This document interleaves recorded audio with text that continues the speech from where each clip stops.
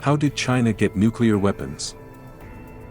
After the liberation of the People's Republic of China from Japanese militarism on October 1, 1949, a civil war broke out in the country.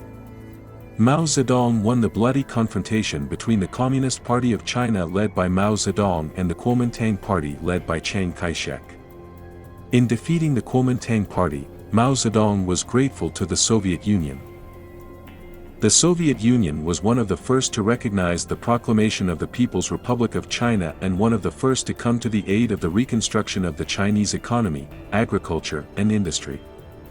From the very beginning of the establishment of the People's Republic of China, the Chinese government was faced with the main task of possessing modern military capabilities, while the Chinese leadership was interested in solving this problem as quickly as possible. In the early years of the People's Republic of China's independence, the government leadership was interested in the fact that to protect its borders the country should have an army equipped with modern weapons, including nuclear weapons. To this end, by 1950, the People's Republic of China had begun the movement to reach the necessary agreements on national nuclear weapons programs. Although this program prioritized the use of nuclear weapons for peaceful purposes, by mid-1951 the national program would include secret items, and the secret program would also include items on possession of devices carrying nuclear weapons. The Soviet Union's role in the Chinese state's aspirations to possess nuclear weapons is also invaluable. The Soviet Union played an important role in China's emergence as a nuclear weapons state and as the scientific foundation of the Chinese nuclear school. After Joseph Stalin's death, China turned to the Soviet Union for assistance in acquiring nuclear weapons. However, then Soviet leader Nikita Khrushchev denied this, saying that China did not have sufficient scientific and economic reserve to possess nuclear weapons, but explained that China could assist in the peaceful use of nuclear weapons if it wished. With each passing day, the Chinese government, standing on its own foot, was growing the idea of enhancing its military capabilities by being a nuclear weapons possessor. Nuclear weapons are a tiger on paper, created by the US imperialists to keep everyone in fear. Although it seems scary, it really isn't. Of course, the atomic bomb is a weapon of mass destruction, but it is the people, not a pair of newly created weapons, who win the war. Mao Zedong. On January 15, 1955, Mao Zedong, head of the People's Republic of China, addressed the General Meeting of the Communist Party of China that China should possess atomic weapons with or without the help of the Soviet Union.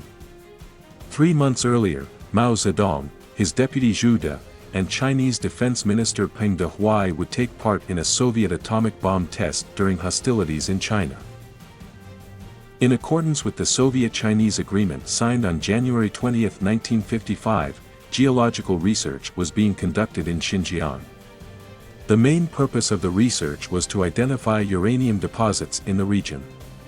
In exchange for the fact that the Soviet Union set out to increase the volume of uranium deposits, the Chinese government assumed responsibility for supplying excess uranium to the Soviet Union. In the following years a number of other agreements on military assistance between China and the Soviet Union were signed. In 1956, agreements were concluded between China and the Soviet Union on the construction of a number of civil and military defense facilities, on the supply of Soviet missile technology to China in 1957, and on the supply of military instructors to assist in the construction of missile facilities. In the early spring of 1958, Soviet atomic specialists arrived in China. Thus, more than 10,000 Soviet atomic scientists visited China before 1960. With the help of the Soviet atomic scientists, a nuclear bomb test site was established in Lobnor.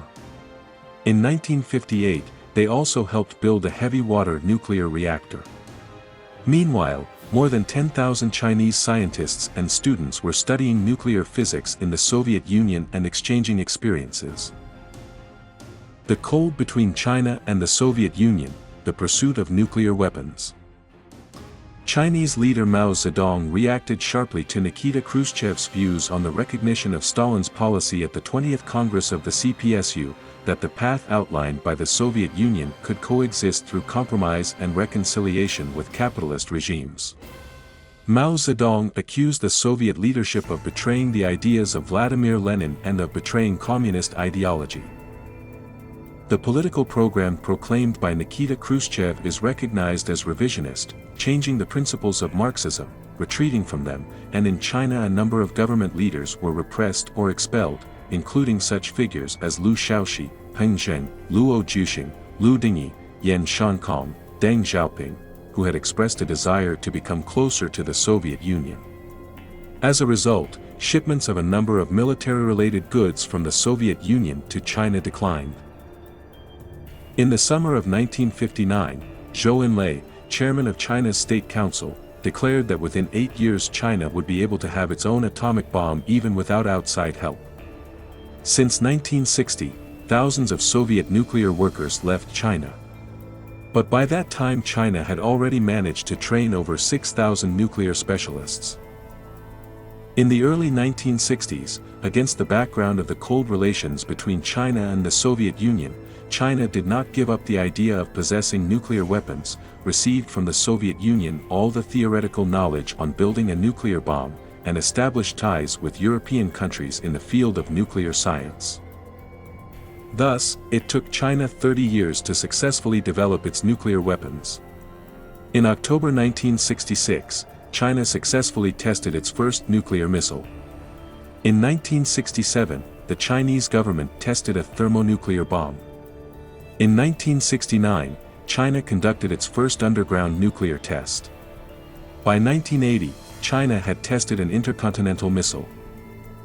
China thus became the third country in the world to possess nuclear weapons. In September 1988, the Chinese government successfully conducted the first missile launches from a nuclear submarine. By 1996, the Chinese government announced a temporary renunciation of nuclear weapons testing. This made it clear that nuclear weapons were fully developed. China today.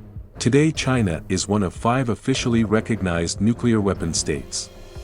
Although China is one of the signatories to the Nuclear Non-Proliferation Treaty, it also keeps secret how many nuclear weapons it has in its possession.